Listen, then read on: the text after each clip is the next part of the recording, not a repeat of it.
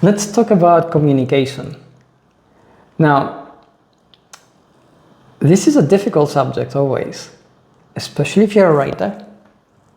And this is kind of ironic, right? Because our job as writers is to communicate. But certainly, if you're any kind of brand or if you're running any kind of business, we live in the information age. We live in the age of open, accessible communication. And yet we're so bad at it. We either blast things out and leave them there as a kind of putting up as much noise out there, hoping we'll get noticed. Or sometimes we're really good at segmenting and targeting our audience.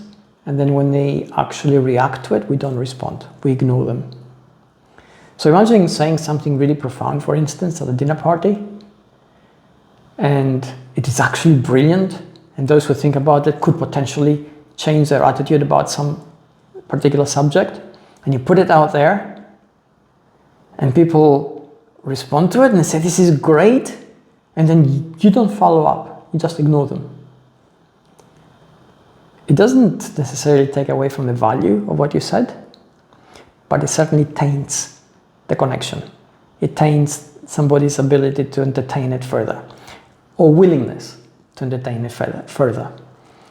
It certainly affects their disposition to spread it to somebody else, so that you'd actually change two people's lives instead of one.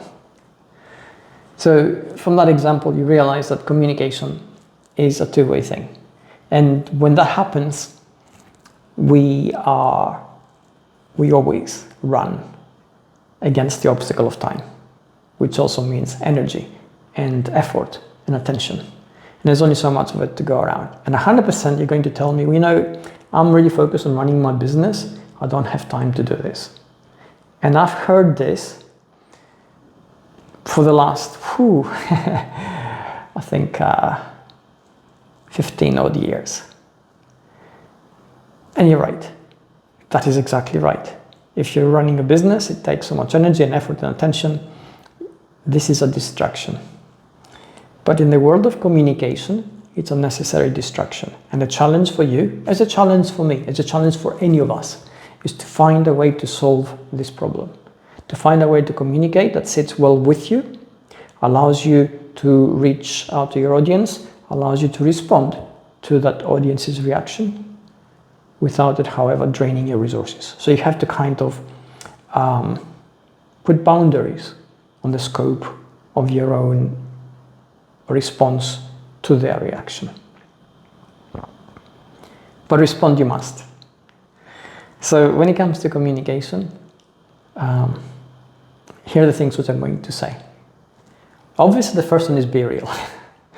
You can't manipulate people and get away with it. Sure, you can press the right buttons within a certain level in specific contexts, and they will elicit the response that you want, and they will make you feel, all powerful and controlling and in control.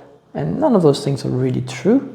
You only manage to do it in a very short kind of frame of time in a very particular context, and none of these sit comfortably with anybody. And if you're exposed, and it taints everything you do. So the first thing is be real. Just be yourself. It doesn't matter how you think you are. If you are of a particular type, stroke, disposition, even as a brand or even as a person, that's fine. You're not going to appeal to everybody. But there's no brand that appeals to everybody. There's no product that everybody needs. There's no book that needs to be read by every person on the planet, although that would be a great thing.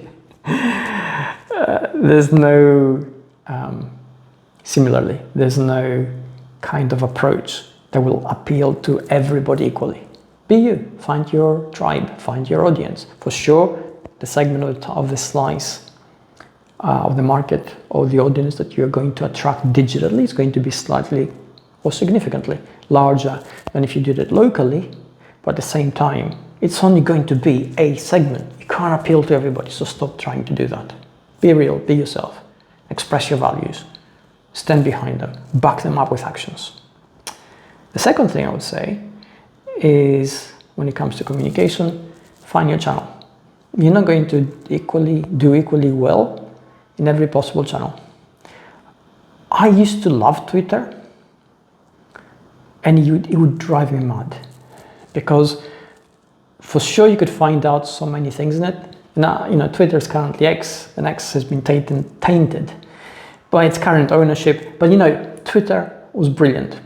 It was open, it was democratic. It was democratic with a sort of, not political sense of the word, but accessibility point of view. It was fast. You could find out so many things in it. You could connect to some amazing people there. Try to have a conversation. It was crazy. You couldn't find threads. It was asynchronous, didn't work very well. The character limit made me feel lobotomized. I kind of like larger answers. And at the time, that was my thing, because I'd been conditioned from Google Plus as well, where you could pretty much write an essay, back it up with things, and bring examples. And Twitter kind of lobotomized me. So it was not my channel, even though I loved it. Some people like places like Instagram because they're visually orientated and they do it really well. And good luck to them. Absolutely brilliant. Use that. So find a channel that actually works for you, and then make sure you work it. Don't just post on a blind road there because you feel you have to. Put out stuff like you would normally, as if you were there in person, on stage. Make it real, make it feel alive, make it feel relevant. And then you'll get the response that you want. And the other thing is, be consistent. Not just in your posting, but also in the things you post about. I'm one of the greatest offenders on this. There's so many things that interest me that I could, put something out on quantum mechanics because it caught my attention. It's going to have some kind of practical application, really excited me. I want to share it with everybody, and then perhaps put something out on fitness. Kind of really distant connections, if there's any connection between them. But what I should be doing, and what you should be doing, is actually be consistent in the way you approach things. And my consistency these days is that, my personal inconsistency, which is kind of all-encompassing. So I'm kind of working on that. I've embraced it, and I've kind of conditioned the people who follow me to expect that kind of, sort of a seesaw in my direction generally. And most of them are okay with it.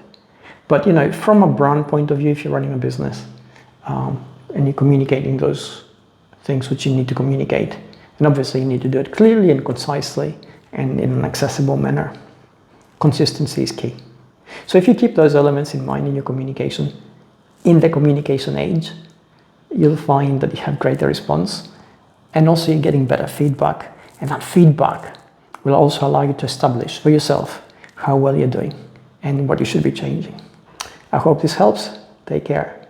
I'll see you next time.